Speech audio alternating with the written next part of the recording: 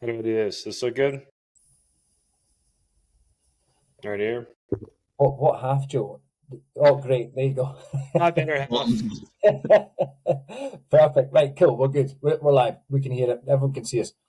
Awesome. Well, look, guys, thank you so much for joining. This is Alan's second time on the Bitcoin Works podcast, and we didn't have any mess ups this time. Everyone's joining by the correct browsers. Although strangely, Eric's joining by that browser Alan joined with last week, and it's working fine. So anyway, um, and yeah, this is your first time, Eric, and it was totally impromptu. The reason that I asked you on was because I noticed that you recently joined a Bitcoin only workspace in Denver. And at the moment, what we're trying to do in Edinburgh is create something similar. Alan is our kind of anchor tenant, if you like, and hopefully we can get the space launched in the new year. And so I thought it'd be great to just get you both on the call, have a chat, but also you guys are up to so much, so many new developments I've seen. I just want to hear about like what you guys are up to and what's exciting for you right now. Cool. Yeah. So actually, what that I think that'd be a really nice place to start because I've got a way I'd like to take this, but I just really want to know what you guys are up to right now. Because just you're super busy on X, and I don't know what's the most important thing for you to talk about. So, you know, who wants to go first? Who wants to tell me what they've been up to? Alan, take the reins. Yeah, well, I'm not sure I can make it sound entertaining, unfortunately. I mean, most of what I spend my time doing is churning away, trying to do fundraising. That's really it's not cool. It's just, it's a slog. Think fun about fundraising. No. Yeah. There's a good joke in there I haven't fully teased out yet about how it does actually start with fun, but I'll work on that. I'll come back to it. It's not fun. Pretty grueling. Honestly, that takes up most of the time. I mean, I don't know if you guys saw, we had what will hopefully be a boon to the fundraising. We announced a new advisor this morning, so that was cool. That was that was in the works for a while. It's I don't know, maybe you guys didn't actually see this. Yeah, I saw that. So he's like a strategy guy. No. He's he was an MP, so that's like it's like saying he was a congressman basically. He was an MP from 2010 to 2024, but he's well known and very, very well educated, but well known for basically touting Austrian economics. And he was actually the greatest little factoid about him is he was the first person to ever use the word Bitcoin in the House of Commons. That's obviously not why we've got him, but no. So he's very. I mean, it's obviously great that he's so clued up on. I'd say more so Austrian economics and Bitcoin specifically, but he is coming around on Bitcoin. One of the most interesting things for him actually is listening to him talk about how, like, his Bitcoin journey in a sense, like how he didn't get it at first and he dismissed it for a long time and then slowly came around to it. But he's just, very well respected, very well connected. So it makes us look good that he likes us. Very nice. Very nice. Yeah, we're in a similar boat. We recently closed on our first fund. So Alan's kind of like Alan's on his second fund, which is what he's doing. So we're like a baby version, but Alan's doing. You're suffering vicariously through me. Yeah. Alan and I like to suffer together, and it's so we've been doing a lot of fundraising. We recently closed on some funding, and we're deploying checks into the Bitcoin ecosystem, and we can get into kind of all the detail around that. But yeah, in terms of major updates for us, there's there's some interesting companies that I think that we're looking at and all of that. We recently moved into our office at the space in Denver, our Bitcoin Citadel out here. We're the only dedicated office out here, and I'm one of like the founding members of the organization. It was something that we've kind of been working on for the past year. I think we're a little bit different. I don't know how you guys are structuring things at Bitcoin Works, but we're a nonprofit. There is no like actual ownership, or we didn't do any fundraising necessarily. It was more just like a bunch of members that kind of started committing money up front, and eventually we had enough, and we put it all into Bitcoin, and Bitcoin went up, and we were able to get a really cool spot from it. Awesome. That's interesting. So I'm actually, after this, next week, I'm going to talk to you guys at the space because I'm really interested. to know more about that, I was chatting with Haley from Spiral. Wow, that was a loud bang there from my speakers. What was that? I was chatting with Haley from Spiral, and she said that they'd been similar to what you just said, fundraising for 6 months before even looking for a space. And then you got to a certain level of, I don't know what it was, savings, and then we're like, okay, this is going to be viable now. Yeah, I mean, like basically how it started was our bit devs was getting pretty large out here, and so like for context, Denver is one of the largest developer communities, particularly for crypto. Like the Ethereum development community is pretty large out here, and we kind of get a lot of that diaspora that would come to our bit devs over time. And we started to grow pretty significantly when, Bitcoin had its first rally kind of last winter. And at that same time, we were transitioning to another spot. We were using one of Casa's offices out here in Denver, and then we wanted to move to another area. And at that point, I was just like, hey, let's see if we can get our own spot. Let's figure out how to do it. And I mean, the big thing for us, like strategically, was I was just like, look, if we can find a really cool way to make this more of like a bottom up type thing and give everybody skin in the game, then I think we might actually have some really interesting growth that can come from it over time, as opposed to, I think some of the other models where it's like owned by a company or a group of individuals. And there's plenty of advantages to that model as well. I don't think we had necessarily everything that you would need to raise that amount of money from that type of a model up in the beginning. And it wasn't something that like, we didn't want to put together a pitch deck and come up with like a business model around it or anything like that either. And we just, we convinced people on the vision. And I was just like, look, I grew up here out in Denver, and Denver's definitely, we've got a lot of California diaspora that have moved out here. It's made this state in the US a lot more leftist. And I want to change that. I want freedom to be promoted within this state. And it starts from organizations like us taking our, common values, structuring those values, providing things that people want so that they're a part of it. And eventually I think we'll get big enough and significant enough to where we can have an impact on, our local community out here, and we can influence, what the zeitgeist of Denver, Colorado ultimately becomes in the long term. And that was kind of like the big vision that we started thinking about. And Bitcoin is our, vehicle. It's tying us to the most rapid growing market that you can possibly think of, and the most valuable asset that you could think of. And we're going to take advantage of that growth. That's our cheat code. And yeah, it was kind of the idea. And we started off, we had like a founding night meeting. We elected a board. Different people ran for different positions and officer type roles. And and then that started with like 35 members. And then we grew, and like our founding members are all the people who basically gave us money before we had a physical space. So that was a total of like 55 members, and we're at like 70 today now that we closed on it. But like when this all started, I was like, okay, we're going to be in a warehouse for like a few years. It's going to take us a while to like get traction on it. And then I was completely blown away at how much more quickly it worked. And we were able to actually find a landlord who was okay with us being on a Bitcoin standard. That was going to be like the biggest hurdle, is how are we going to lease from somebody if all of our money is in Bitcoin? We have like a few months of cash runway that we'll hold on the side, but, and we're probably going to structurally change that as we get into a better fiscal position. But that's kind of the idea, is like, we're just like, okay, well, it's going to be really hard for us to actually find somebody who wants to give this to us. And we were looking at warehouse space at one point. But yeah, then our membership growth kind of took off pretty significantly, and we took a little bit of risk when we signed the lease.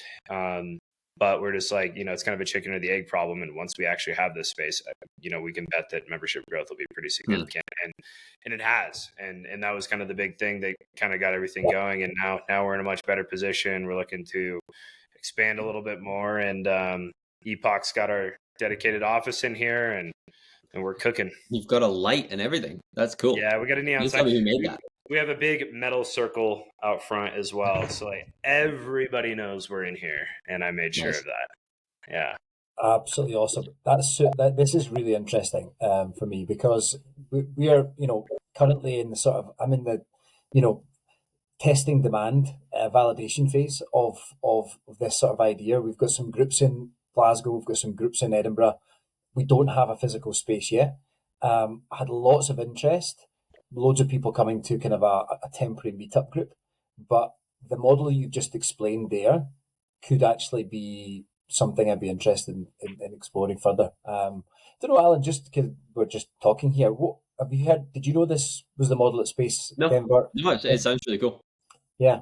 Yeah, give everybody skin in the game, and elect the board, and we open source all of our documentation and all that, so we're we're happy to help with how we've structured things, and it's worked so far. We'll see what comes, but we're chugging along. If anyone's online, I can see quite a lot of people chatting online. If anyone wants to kind of like chip into this conversation and talk about this specifically, because obviously there's loads of people, there's quite a number of people in this as part of Bitcoin Works, then please ask questions. For me, Bitcoin Works just needs to happen. I don't care how it happens. It's not something I'm expecting to make money on myself, but I personally have gone down the kind of traditional route of seeing if we can kind of like raise funds and do that kind of thing. So please, just everyone jump in. But anyway, let's take a step back and say we had Matt Adele on with Alan a couple of weeks back, and I thought it would be really interesting to kind of discuss a little bit about how you guys are going about your job. Because I think I had one of the points here was, how the VCs in the Bitcoin ecosystem are furthering the ecosystem itself, or like actually incentivizing people to do certain things. Because obviously you'll have, investment VCs that say, I'll invest in that, but I won't invest in this. And so it'd be just interesting to start with. I don't know, maybe Alan, you've already explained a little bit, but I don't know, it's part of I've read the chap's new essay that's joining you. And he, in that essay, talked about, how he was really excited about joining Axiom because of the kind of all of the different companies that we need to create in order for Bitcoin to get to where it needs to be. And so I don't know, would you kind of help me kind of figure out a bit more about what Axiom are investing in? Because, not only do I want to understand, I'd like to kind of catalyze other ideas, other, founders from fiat world to come into the Bitcoin ecosystem. If there are opportunities, There's a couple of things I'd say there. I mean, one is that I can just even put this in the chat. I can type in this chat, right? Yeah.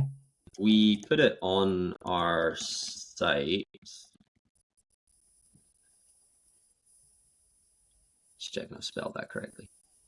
Yeah, so you can see who we've invested in there. So it's not like a big secret or anything.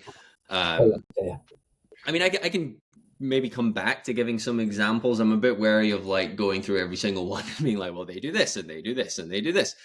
I think probably the better advice, given the very last point you mentioned in terms of trying to encourage people to, just to get involved and to like realize what the most sensible ways to get involved are. This leads nicely, I think, to another point I do want to touch on in a minute about, what we're even looking for is I wouldn't overthink anything Bitcoin specific. I would treat Bitcoin as technology. And I don't, just to be clear, I don't say that to try to detract from its monetary properties in any way. Like savings technology is perfectly good. Starting point is probably the simplest, the most essentially correct thesis as well. But think of a technology that you understand how to work with, how to build around, and then I guess it's kind of, honestly, from that point on, any just classic VC heuristic is probably useful in the sense of, if you have a problem, actually solve that, and then, that the problem you're solving exists, and then you can go and investigate who else is also having it. That gets a little bit tricky. Eric will probably laugh because he'll remember me saying this on stage with him in Prague, I think. It was Prague, yeah. This is a little tricky in Bitcoin because I think this is probably something that, I forget what question I was even answering when I said this, but like, what do maybe Eric remembers, I don't know, what do I, dislike about it, or maybe something like that, I don't know. I said like, what do I dislike, or what's different about the Bitcoin space or something? Oh, right, yeah, I remember doing this. Yeah, because it was along the lines of Alan this well, we were talking about how some people will start with a Bitcoin focused approach on a lot of their company ideas, and they're focused more on this like big philosophical idea rather than what's like a pragmatic type of pain point that exists today in a market, and how can Bitcoin be significantly beneficial. The thing that Bitcoiners, I think, not everybody, but disproportionately suffer from in kind of a venture context and like very early stage startup context is they start with that otherwise very good, VC-esque heuristic of solving your own problem, but they dramatically overestimate how many other people have this problem, because it's kind of the flip side of like the "we're so early" cliche. I shouldn't even really be doing this because it is true, we are so early, but it is also a cliche because we just say it forever and ever. We'll be saying it even in 50 years probably. But I think where it comes from, I don't mean to be too kind of cynical or negative here. I think this is just an accurate assessment, is that Bitcoin, and we've all experienced this obviously, that Bitcoin has this effect of like really drawing you in and making it very difficult to kind of think about anything else once you've gone deep enough, and it's all you want to think about, it's all you want to work on. That lends itself to, and literally what we're doing right now is a perfect example of this. You want to be around other people with a similar attitude, and then obviously even that then leads into like Bitcoin Works and what you've done in Denver, Eric. That can end up blinding you a little bit though, because you end up spending so much of your time and your energy and your even like your social network to some extent, hopefully not entirely, that you just misunderstand how early we are, because to you it's like everything and it's so obvious, but in fact to the wider world hardly anybody gets it and nobody cares because we're so early. And so that can be good in some endeavors. I mean, I guess it would be good in like content creation, education, maybe something like that, but you got to be careful if it's actually a company, because you don't want to be going out there with your, exactly as Eric was saying, like your pitch deck and your business plan and everything is like, this is the TAM. Like, no, it's not. The TAM is you and your 5 friends. And that's right. Yeah. It's not fintech. So you gotta be wary of that. But you asked a question that invited a positive answer, so I don't want to end on such a negative note. I would just come back to ensure you are actually solving a problem. You're incorporating Bitcoin as technology, even if it's just a savings, into something that people are willing to pay for, and then go from there. And actually, Eric put it really well just a minute or two ago. Don't start with grand ideological vision of we're going to change the world. Start with like, what I just did works and is valuable, and people will pay for it. Yeah.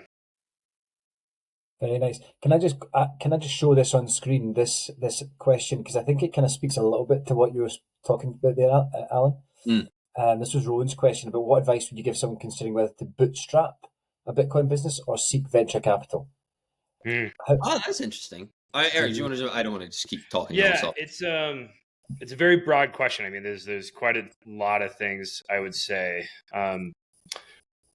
I guess what I would probably start with is, I think the first thing I guess like the initial advice I'd give somebody, because it sounds like this question is written from the context of somebody who would be just beginning in an entrepreneurial endeavor. And I think if you're an individual in that type of a position, you need to ask yourself a lot of personal questions, I think, before you start going down this path of really getting comfortable with time horizon and the physical resources and financial resources that you're going to have access to throughout that period. I mean, if you're seeking venture capital at the start, that's you need to get this, you need to have enough runway and time horizon to be able to get to some sort of proof of concept before you can even begin the discussions usually of seeking venture capital. And I think that some people underestimate that, and then they put themselves between a hard place and a rock when they're in the early stages. Because, we look at a lot of seed stage type of investments, but sometimes you might under budget your time horizon before you're actually going to get this funded in a significant way by perhaps a year or so. And there's a lot of personal questions that go into that. There's a lot of things that can impact like your personal life and what kind of effect this is going to have on your family or those close to you. And one of the biggest things too is that this whole avenue is very stressful as well from the personal standpoint, and really getting comfortable and being sure that you want to go that direction, that those around you are okay with, all of the second order effects that really emerge from going that direction. So that's like the advice I'd give to somebody just starting out from this perspective in terms of practical, business advice. There's a million other things that I could talk about. Nice. Yeah, so that's I think that's super helpful. And I think who asked that question is actually someone who's joined Bitcoin Works. He's actually a student, Rowan, and he's asked another question. I'll get to it in a minute, but he's actually doing I think it's a dissertation on Bitcoin mining, and he's trying to get into one of the largest energy companies in Scotland, and try and convince them, you need to do this. And if you, at the very least, you need to kind of like look at this presentation. So we're going to do like a pitch roast, I think on Thursday this week, where we help him try and put together a presentation.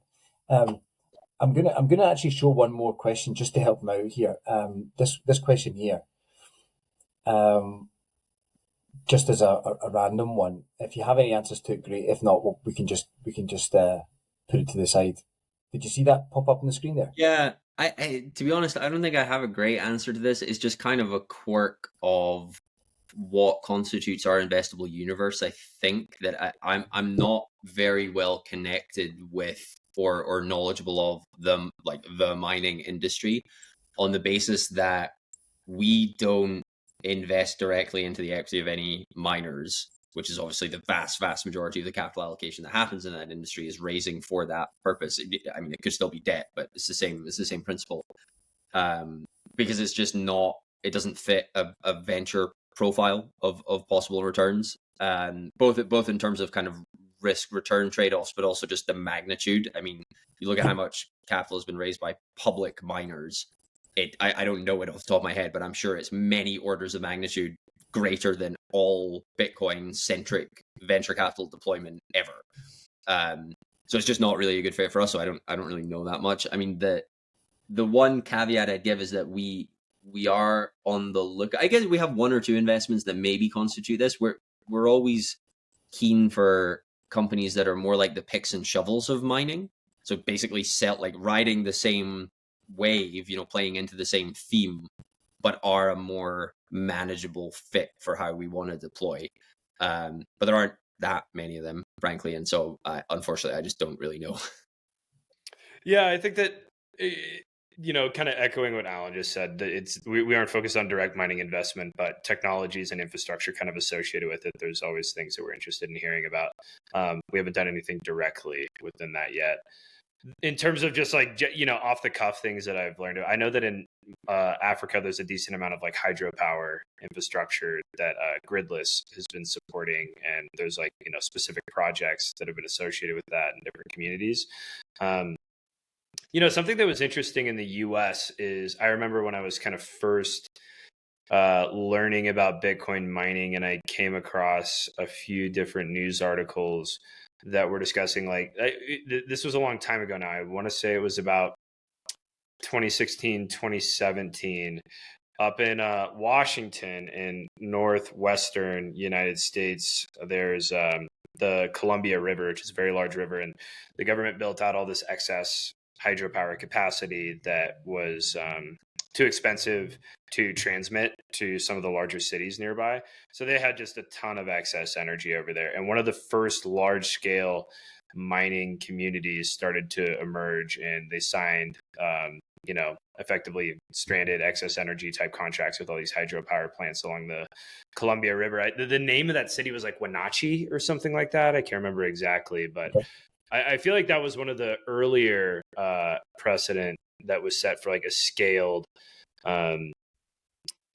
build out of companies that were around that. I think there were 5 or 6 companies, and some of them got to a pretty significant size before the crash that came subsequent to that in 2018. Nice. So I hope that answers or gives you some research fodder there, Rowan. Wenatchee. How do you spell that, Eric? Is it Wanachi? You don't ask me to spell it. I'm not going to know. It was Wenatchee. If you look Columbia River, Columbia River, Wenatchee, Bitcoin mining. Yeah. Something like that. Let's see what comes up. Yeah, it's Wenatchee, Wenatchee. Oh well, totally. I got it totally wrong. I just exposed my bad spelling.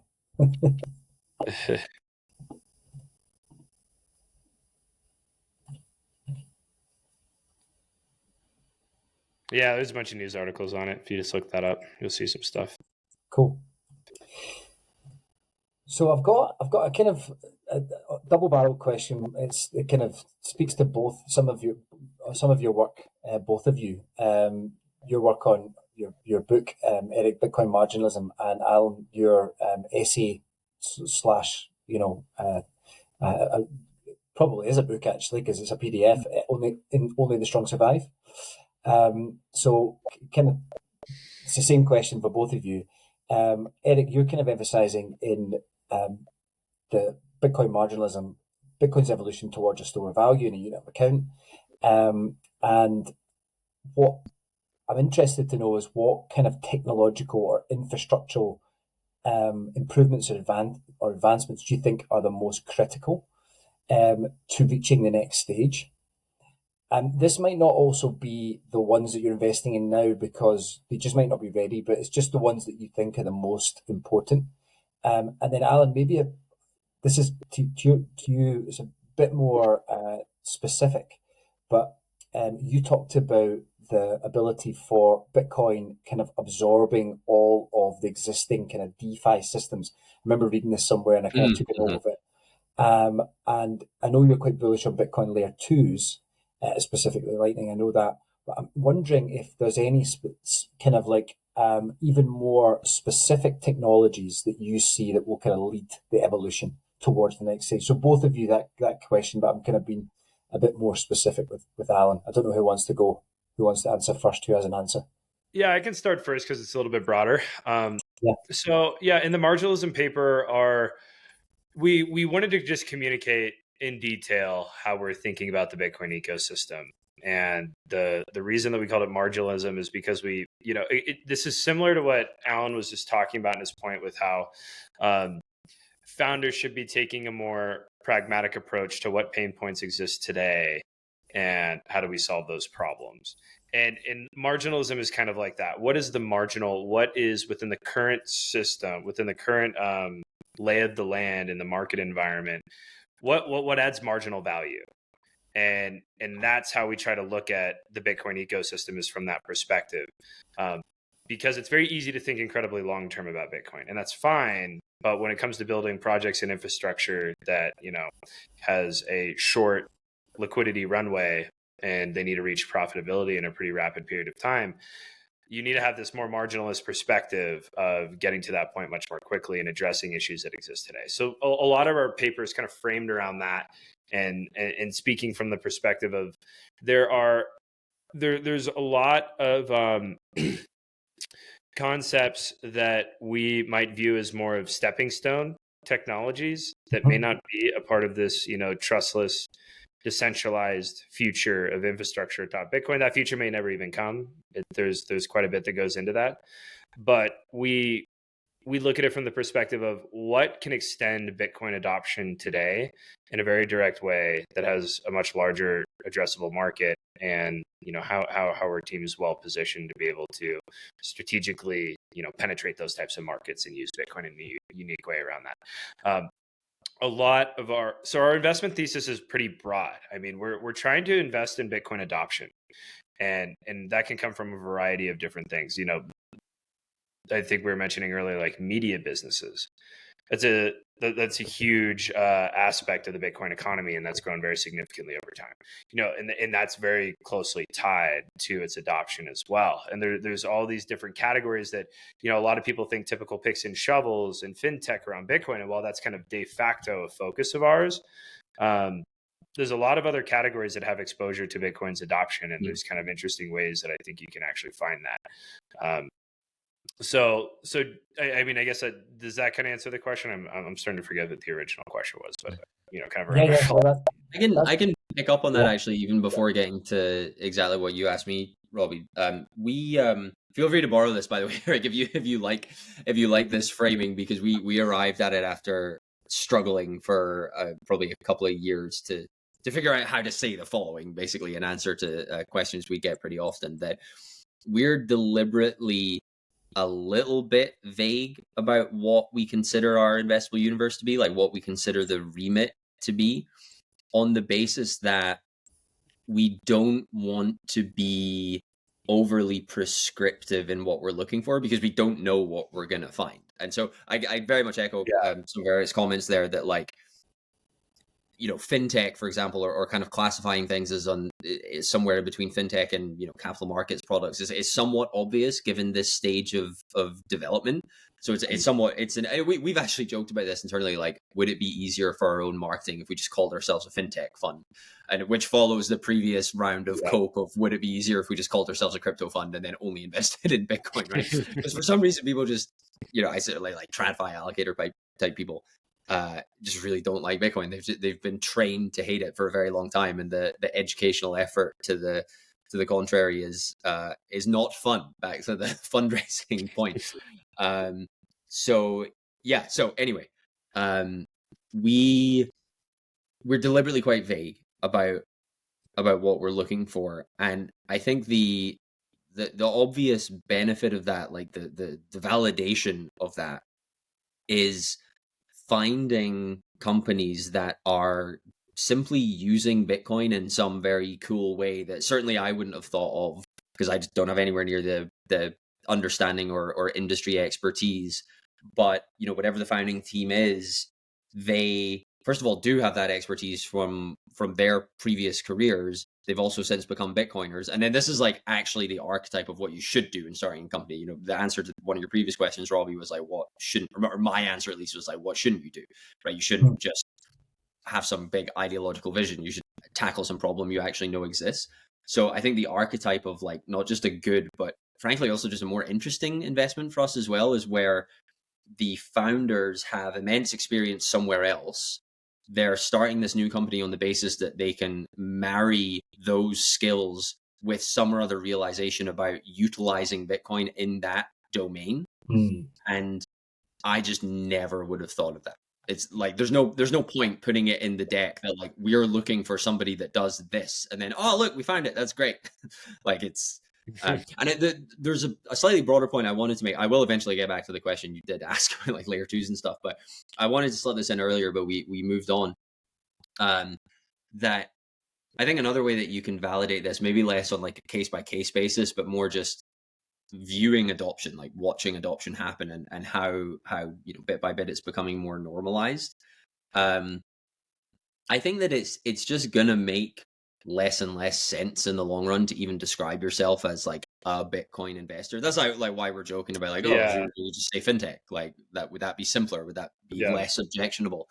And I think that goes for you can kind of read that into almost every level at which you might apply that kind of description, right? Like, I don't think there will be such a thing as a Bitcoin ecosystem. I think there kind of barely is now, even. Like, it's really on its way out in terms of it being a single discrete kind of stitched together community as such. It's just these companies are popping up all over the world, ultimately because it's just free and open source technology that nobody can stop you from using. I think it obviously had to have more of a social component at the outset in order to drive anybody being aware of it at all.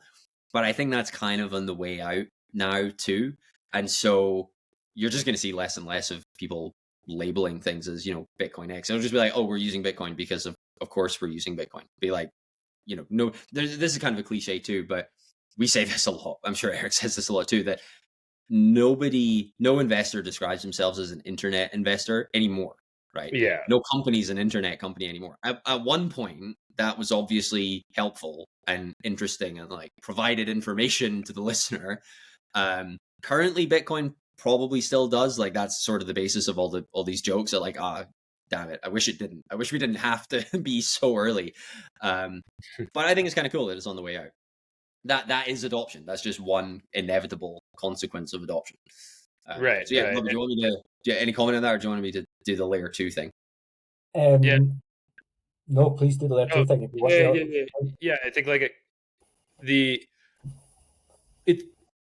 it's just I definitely agree. I feel like we are kind of getting to this inflection point where there's just so many different markets that have started to interact and adopt Bitcoin in various ways that there is the trying to isolate any sort of common thread across all of it at this point is just a lot more challenging. And I think that there's just different pockets and communities that are starting to adopt it at this point. And within the next like year or two, we could easily hit a point where it is just very, very hard to define what really, like the Bitcoin community is, or like any, like when we go through and try to create taxonomies of, here's all the different components and infrastructure around it. It's just like, I mean, you'll just be banging your head on a wall trying to create mutually exclusive categories or trying to be exhaustive about it. It's something where, and that's good. That's good for Bitcoin. Yeah. But it's I definitely agree with that. I think that we're kind of at this expansive point in all of it where we just kind of know the people that we know, and we're aware of the things that we're aware of, and we're always seeking to understand more and grow more, but we have just like de facto focus on different opportunities as they emerge. And then with what we're building locally, and I think that that's what's kind of really interesting about having a local community is like, we expect a lot of our proprietary deal flow to be coming from the local community, and that might become somewhat of a de facto bias for us over time as well. And I'm sure that might be true of what you guys are seeing as well out in Edinburgh. I don't think quite yet, but that is the dream, basically. Yeah. Yeah, I wasn't going to answer for you, but I certainly haven't seen it yet. I mean, it's so interesting, Eric, that you mentioned that it started, or at least you kind of got the big push from the BitDev meetup. That was something that you saw grow before, the idea for a space. Is that? I think that's what you said, before the idea for a space. Yeah. It does was growing, and then Right. that was kind of the core group of people that got this whole space going. Right. Yeah. And so this has come up a couple of times in the Bitcoin Works temporary meetup. We need to get the BitDev meetup going. So that's now, like, if Keane's listening, that's now on your to-do list, firmly and surely on your to-do list. So, Alan, you didn't answer the question, but you know what? I'm wondering if this can be weaved into the second question I was going to ask Eric, because Eric, I love this analogy you used. I think I retweeted it when you put it out there, of the tree of Bitcoin being the tree, of the trunk of the tree being Bitcoin, and then the branches being potentially other, like, we shouldn't be saying it on this podcast, but crypto. And actually them being beneficial for the trunk of the tree in some ways, because it allows the light to shine down, but then naturally they'll just fall off.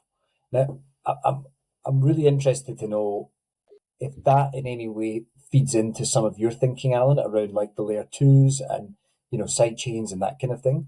Because one thing I often think about is, and it's a bit like what you said, Alan, is like, because you're so into Bitcoin, people just want to go and build stuff. But I also worry that people get involved in things, like I've been working in the startup kind of ecosystem, feel like, for a while, they just die.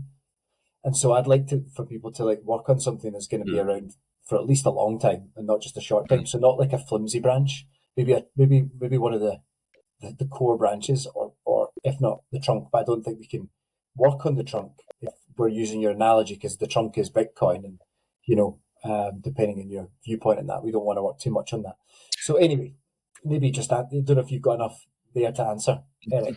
Yeah. The thing is the Bitcoin layer analogy. There's truth to it, but there's a lot of ways where it's like incomplete. And over the years, I've been always trying to find what's like the right analogy for that. And then what kind of led me to the tree was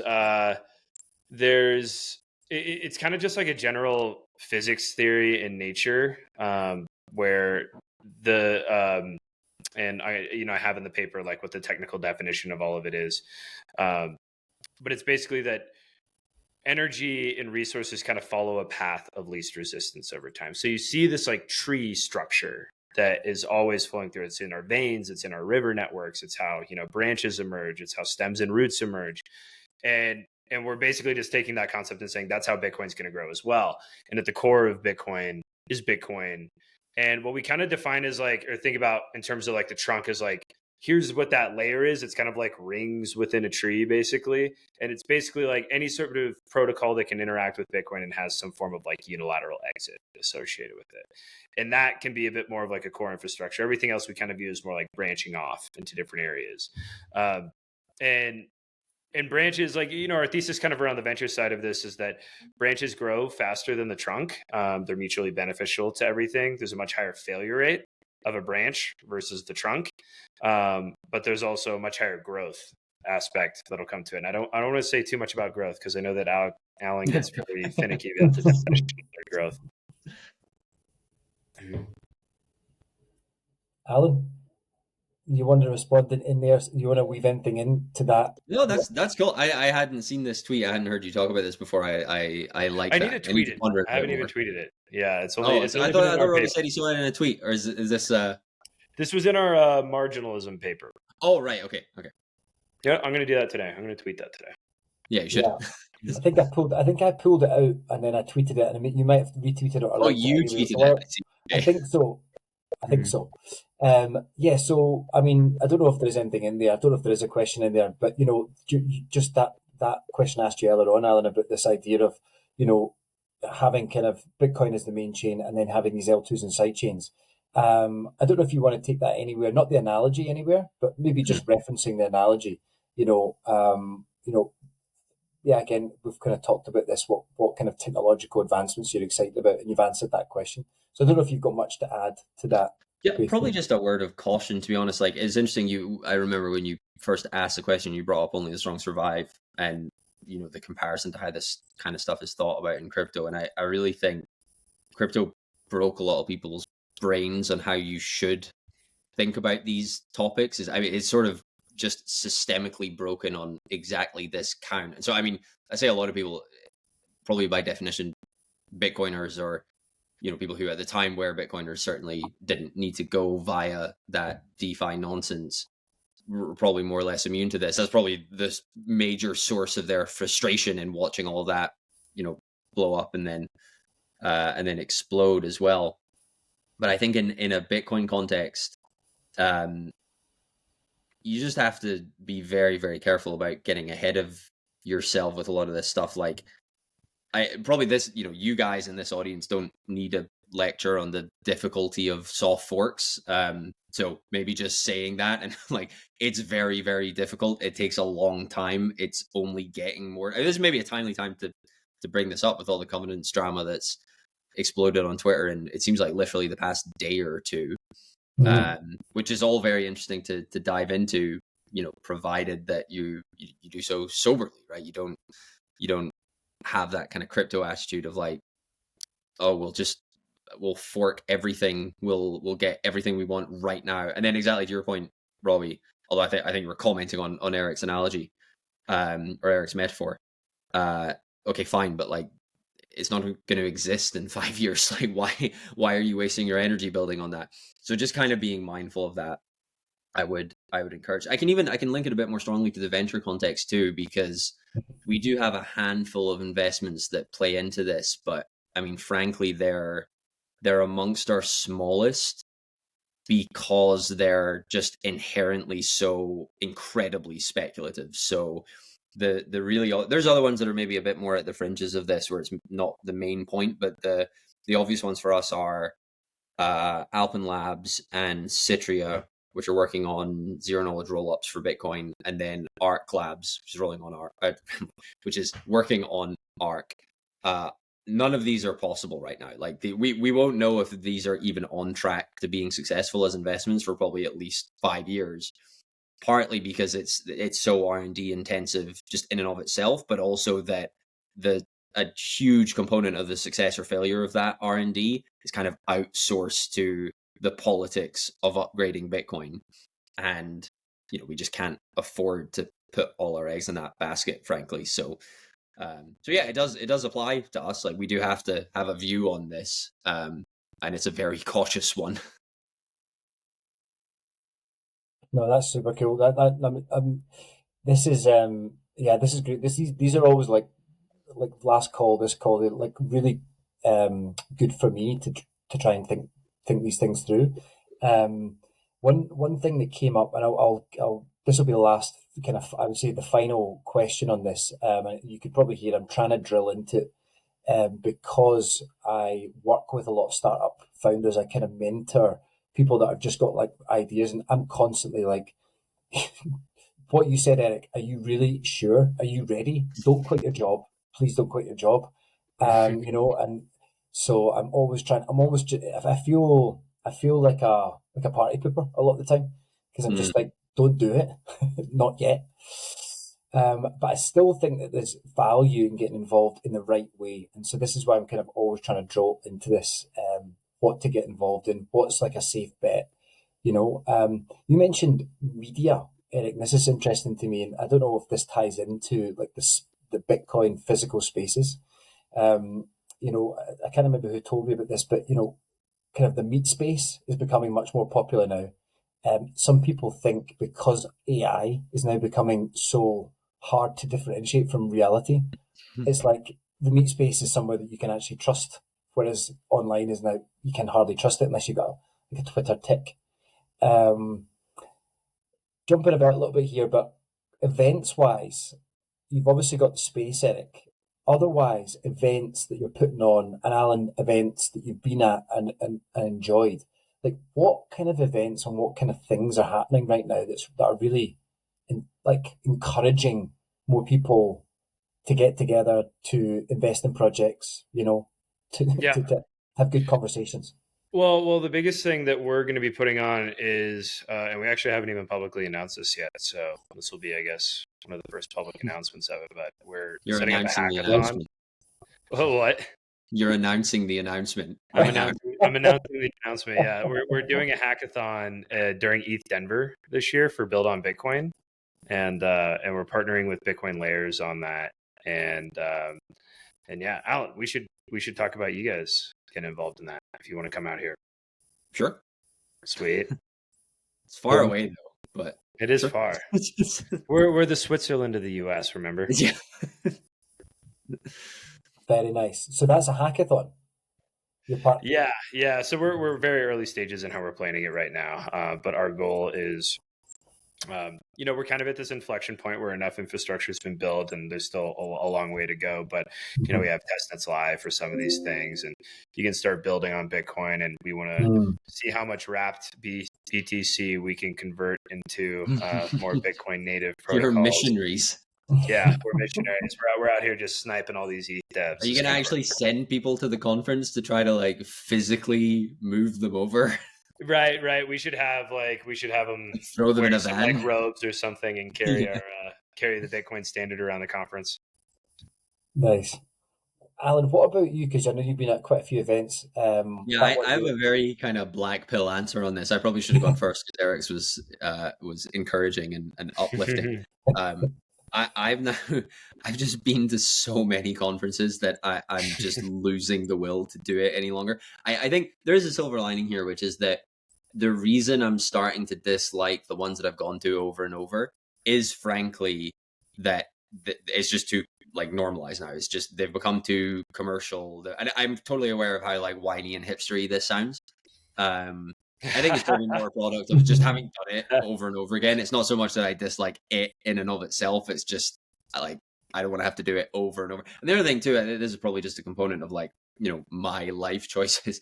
I now increasingly have to work at them. I can't have as much fun as I maybe used to.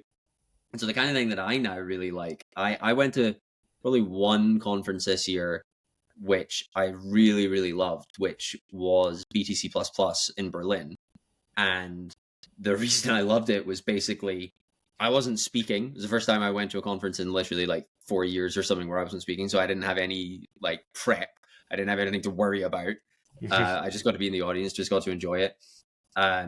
It wasn't commercial in the slightest, just that's the nature of that conference, though. That wasn't a coincidence. That was why I chose to go and why a lot of people really, really like it. It's very developer centric. And I think probably was maybe downstream of both of those in terms of my enjoyment too, is that it wasn't commercial in the slightest. Nobody there, including me, was selling anything. People were purely talking about ideas. So I really like that one. I hope I have the chance to, I say chat, I hope I have the the time to be able to go to that kind of thing more and more. And I hope that, sure, Eric can relate to this too. I hope our fundraising is eventually successful enough that I have the luxury of not going to the massive ones that are just soul draining at this point. Yeah. But this is good though. Maybe I will end on a positive note, right? This is all a symptom of adoption, so that's nice. So I don't begrudge it for everybody else. I'm just sick of it myself. Good problems to have. I traveled so much this year. I've been home for 2 months now, and it's been absolutely amazing. Just muting the conference circuit for a little while, and no travel until January, which I'm very excited about. I feel like the first half of basically through July, it was just there's a lot of Bitcoin conferences. They're all over the world, and they go for a little while. There's quite a bit to hit. I didn't hit a conference, I think, where I didn't have a speaking role, and it's funny because I just hadn't even thought of that. That sounds awesome. You don't think about it until it happens. Yeah, that sounds great. I don't know if you saw that, the comment I popped on the screen there. That was, I'm going to do it again. That was Endo from Bitcoin Walk. So I really want to give a shout out here to Bitcoin Walk and Endo, who started up. I don't know if you're familiar, Eric, with Bitcoin Walk. I've heard of it, but I'm not really familiar. It's probably Edinburgh's claim to fame in terms of cool Bitcoin stuff. Prior to Bitcoin Works, obviously, but historically. Well, it's how I got involved fully in Bitcoin. I got, without Bitcoin Walk, I would be here. So Bitcoin Walk is, I can't remember Endo's like snap taglines, but it's like walk and talk about Bitcoin. But it's just one of those things. It's like a no brainer. Like, why wouldn't you come? And I totally get you, Alan. I mean, just these events, like when I went to BTC Prague, don't get me wrong, I thought some of that event was fantastic, but en masse, it just felt a bit stressful. It was so big and so commercial. It was too big. Whereas Nostrica and Honey Badger, for me, that was the best event for me this year because it was small and it was, you actually got talking to people. So I'm with you. A funny question from the audience. I think this is another one. I think Rowan's just thrown them in here, but Satoshi Nakamoto applied for venture capital funding today to develop BTC. What's the first thing BTC would critique? There's a bunch of ways you can answer that. I mean, no, because there's no pre-mine. What are they going to get? No,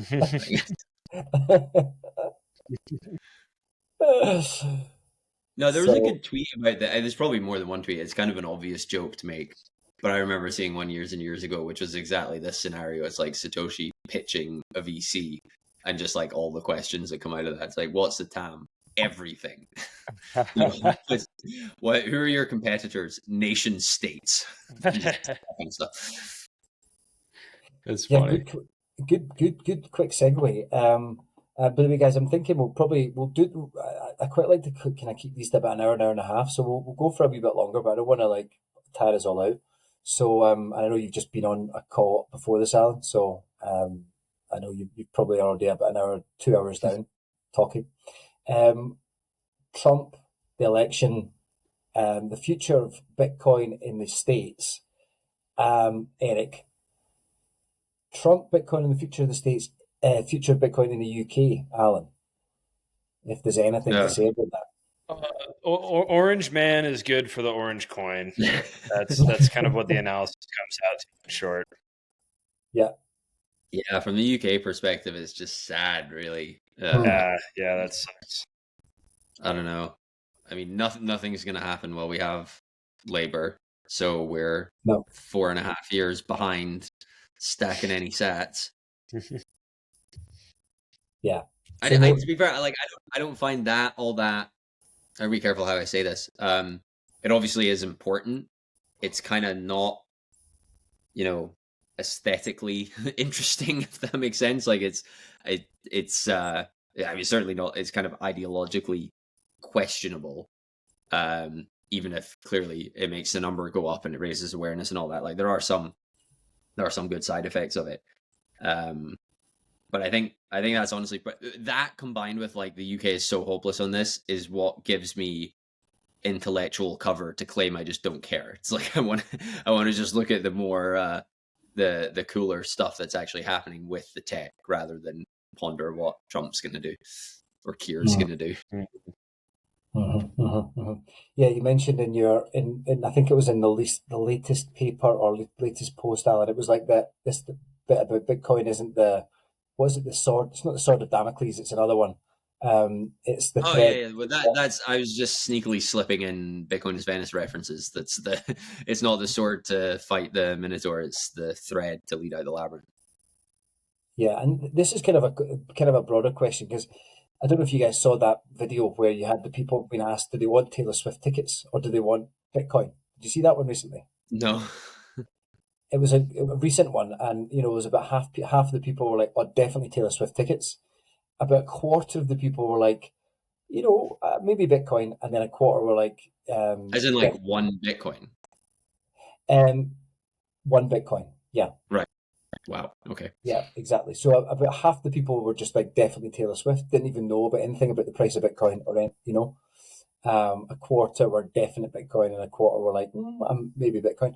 And so I don't know, like thinking about this current phase of adoption right now, we've got Orange Man in office. That's going to make it easier for the states. Are there any concerns that we should have, as entrepreneurs or as consumers, as people like buying Bitcoin or as builders in the space, like going forward, like it should be taken into account anything like location? Should be like if you're a UK citizen, an entrepreneur, should you move to the States? Or if you're in the States, should you move to Denver? Is that something that people should be thinking about? Well, obviously, Should definitely. I think yes, but I think the implied causality is maybe the wrong way around there, in that I don't think Bitcoin is a reason to have these thoughts. I think you probably should have these thoughts anyway, and Bitcoin makes it easier if you do. That's my attitude on it. Right. So what you're saying is like some states and some places in the world will always be tricky to do business. Bitcoin almost makes it clearer which ones are the ones that you should be doing business in. Oh, actually, I didn't even mean that. That's a good point as well. What I meant was, once you've identified where it is you want to go, Bitcoin makes it a lot easier to make the transition. Okay. Got it. But that too, yeah. Yeah. Any so this like want to finish off this kind of talk about ecosystem, physical meet space, Bitcoin works, the space Denver, best bits, worst bits, advice. For myself, for Alan is like essentially like the epoch of Denver in Edinburgh, and we've got like a community in Edinburgh. Any kind of Yeah. Yeah. I think my number one piece of advice is that when you're trying to start a community, and this would apply of any sort, but if you're trying to start your own, Bitcoin focused or Bitcoin aligned values, or whatever it is that you want to start, there is strength in numbers, and finding ways for people to have skin in the game in your organization, I think, is probably the most primary catalyst that will spur growth within it over time. That was kind of that's what we wanted to make our primary focus when we got this started. And I think that had exponential benefits to us throughout the process. Nice. And that was specifically that's through you've created a 1031, a charity, some sort of yeah. I mean, we're technically still in the filing process for it, but from our council, we expect that should all go through just fine. But so because we've gone back and forth, and you don't even have to make it a nonprofit to achieve that goal, right? I think that our plan and our process for it was because there are certain benefits that we think we can get from that over the long run. But we achieved all of it while actually still not being one. So it's more that we structured a board, we structured a process, we do things very publicly. We have like transparent communication with our members. There's definitely it's slower moving. There's more disagreement. There is there's probably going to be more long-term issues that we run into through this structure as the organization grows that we haven't encountered yet. As the benefit of being a more centralized organization is that you can be more discriminating of, you know, who participates and why. And it might be, whereas our type of a structure is going to be more fluid, and that could create issues where, you know, more conflict emerges amongst those who are participating in the organization and the values that they have. Um, I mean, to me personally, when I was kind of part of the founding group for all of this, it was that's kind of what's most compelling to me about it, is that you can kind of advocate for what you want within the organization, and you can kind of build your own culture. And if you want to influence the culture in some sort of way, then, you know, it's on the leadership, it's on the most influential people to be doing that. And like that's kind of one of the interesting things. I think a lot of people see that, who are either part of this industry or, you know, coming into it. And when we meet people, we find people generally through, you know, our network, which is, you know, the primary filtering mechanism for kind of who gets accepted into the organization. But you know, we'll see how easy it is to be discriminating as a board versus a small group of individuals over time. But I think that, you know, when we find people through that process, is a good natural kind of filtering mechanism. And the reason that I think a lot of people are drawn and a lot of people want to be involved is because they have some sort of ability to have influence over the long term. And that's something that's compelling to a lot of people, is that, you know, we're not really, it's really hard to like put in a bucket what this is. We have a building, we do social club type events. We do more like Bitcoin focused type of events. You know, Compass Mining is a good example. They have a monthly mining event. We just had like our annual soiree event. That's purely just like, we had a tarot card reader and, you know, a DJ, and, you know, it's just purely social. And we do a ton of things. Like, you know, I'm going to be doing educational talks on like Bitcoin 101 next year, once a month. And, you know, we'll see who joins and then what they have to offer. But like, we host all of our own infrastructure here. We have members who are very sophisticated in the ability to set up operations like that. And it's pretty much just like whoever has expertise is usually like contributing it. And there's a bunch of stuff that's basically happened within the organization that I would never have any sort of expertise or ability to have implemented. But because members feel like they have skin in the game, they want to be very supportive, help out in different ways. And there's a reciprocal relationship that they get from that. Very cool. Very cool. Alan, any kind of, I don't know, anything you want to say to that? Or any, I don't know, from your point of view, like one question I want to ask you both before we go is, it was asked in the chat a little bit higher, but about your actual companies. There's lots of people that want to get involved in Bitcoin in some way or other. You know, and they could be doing many different types of roles, like literally from an admin role to marketing to sales to development, you know, whether it's, you know, it's like developer proper development or like any other type of, I know, legalese stuff. You know, what does your company look like? Are you guys, I know you just hired onboarding an advisor, Alan, but like in terms of like how it looks from a team and how that might grow over time, what does that look like for you guys? It's super straightforward now. There's literally, for Axiom, there's 3 of us. The advisors to the fund aren't even really employees. It's not worth explaining what the relationship even is, but they're not anywhere close to full time. They're not even anywhere close to part time. Yeah, there's just 3 employees. I mean, we aspire to grow and to hire more people, but we ourselves are kind of a startup, to be honest. Like, at the end of the day, it just comes down to, we need to raise more money first. I mean, that's kind of I don't know if sort of regular people know this about asset management as a whole, never mind venture capital, but your revenues are entirely a function of how much money you've raised to deploy, which is kind of perverse. It's quite fiat, really, but that's the way it is. You know, ideally you'd be compensated based on how successful you are, but you are, but it's successful at raising, not successful at investing.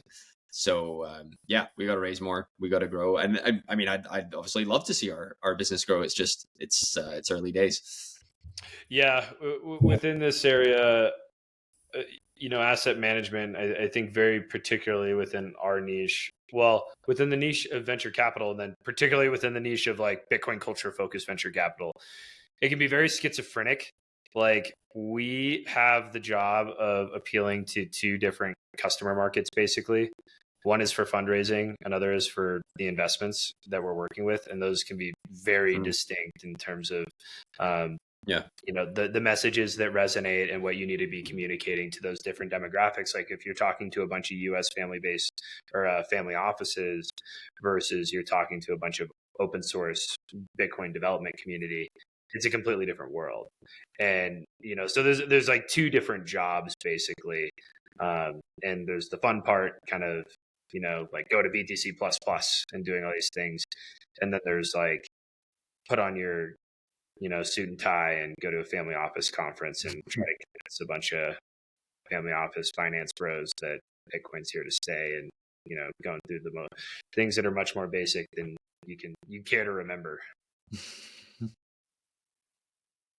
Last question. Where are you guys going for the rest of the year, events-wise? Have you got anything going on? I know, Alan, you did a huge big... Nowhere. Nowhere. I'm staying home. I'm not going anywhere. I've got Abu Dhabi coming up, and then I'm sleeping. That'd be cool. That. Yeah, that sounds good. That sounds good. Cool. Well, look, this has been awesome. This is so good to know all about this, Eric. I never knew about that with the space. So I'm going to have a chat with them on do another one of these in a couple of weeks. And I'll reference what you've just said. But don't know, guys, anything else you want to kind of like add? Anything that we've talked about you think is worthwhile, picking up with the space, or, helpful, that might be helpful for Bitcoin Works to get it going, or be the change that you want to see in the Bitcoin world. That's my advice. DM me on Twitter if you ever want to chat about anything. My handle is my name. Cool. Okay, cool. Nice. I will turn off the recording. Thanks very much, audience, for tuning in. That was absolutely brilliant. So many questions. I will pause that recording.